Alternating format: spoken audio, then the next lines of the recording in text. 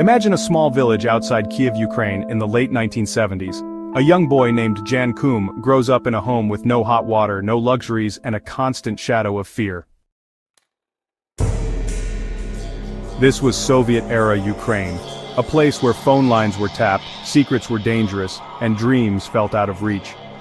Jan's father worked hard as a construction laborer, while his mother stayed home, doing her best to shield him from the harsh realities of their world. But life was tough, really tough. At 16, everything changed. The Soviet Union was crumbling and Jan's mother made a bold decision. They would leave Ukraine for a fresh start in America. With little more than hope, they landed in Mountain View, California, in 1992. But the American dream? It didn't come easy. They lived in a tiny government-subsidized apartment relying on food stamps to survive. Jan's father planned to join them, but he never made it. Then tragedy struck. His mother was diagnosed with cancer. To help make ends meet, teenage Jan took a job sweeping floors at a grocery store. Picture that, a kid with big dreams pushing a broom, wondering if this was all life had for him. But Jan had something special, a spark. He was curious, determined, and hungry to learn. At 18, while most kids his age were partying, Jan discovered a passion for computers. He couldn't afford fancy classes or new books, so he'd buy used manuals from a second-hand bookstore, devour them, and return them when he was done.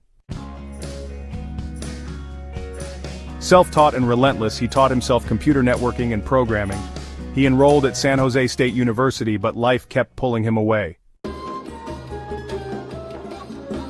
He dropped out to work full-time testing security systems at Ernst & Young.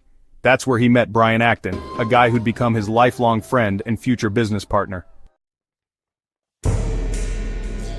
Fast forward to 2007. Jan and Brian were working at Yahoo, but they felt the tech world from the inside, and it wasn't enough.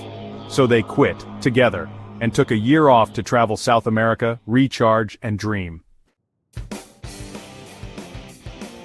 When they came back, they applied to Facebook and Twitter, two of the hottest companies around. Guess what? Both rejected them. Imagine that sting. Two brilliant minds turned away. But Jan didn't give up. Rejection wasn't the end. It was just a detour.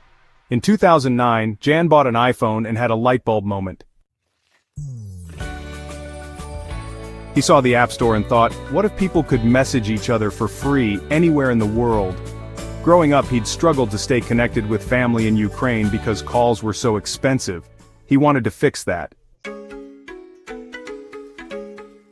With Brian by his side, they started building WhatsApp, a simple, private, no-frills messaging app.